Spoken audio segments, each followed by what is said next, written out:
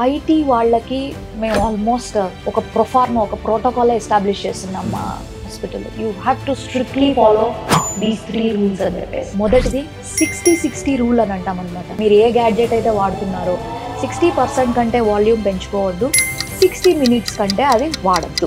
ఈ 60 మినిట్స్ అయిపోగానే take break for about 5 to 10 minutes. 15 minutes తీసుకుంటే ఇంకా మంచిది. Number 2, invest in good headset. ఎందుకంటే ఇప్పుడు చూస్తే ఎడిటింగ్ చేసే వాళ్ళ దగ్గర నుంచి, రికార్డింగ్ చేసే వాళ్ళ దగ్గర నుంచి, ఐటీలో ఉన్న వాళ్ళ దగ్గర నుంచి, చిన్న పిల్లలు స్కూల్ వర్క్ చేసుకునే దగ్గర నుంచి వరకు హెడ్సెట్ అనేది వాడుతున్నారు. ఈ హెడ్సెట్స్ లో రకాలు ఉంటాయి మీరు చెప్పినట్టు. ఇన్ ద కెనాల్ లోపల పెట్టుకునేవి, లేదా ఓవర్ ద ఇయర్ పైనుంచి పెట్టుకునేవి. ఓవర్ ద ఇయర్ మాత్రమే తీసుకోండి, ఎందుకంటే న్యాచురల్ ఇయర్ హియరింగ్ అనేది ప్రొవైడ్ చేస్తుంది. And active noise cancelling headsets అనేవి వాడండి.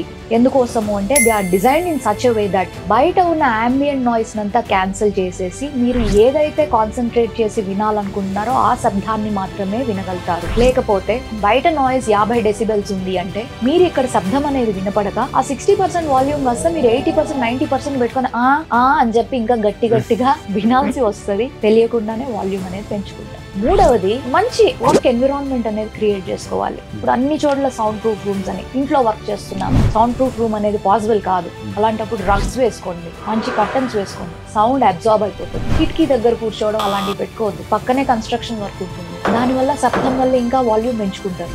ఒక మంచి వర్కింగ్ ఎన్విరాన్మెంట్ అనేది క్రియేట్ చేసుకోమని చెప్తాను. ఈ 3 రూల్స్ కనుక పాటిస్తే మా అవసరం మీకు రాదు.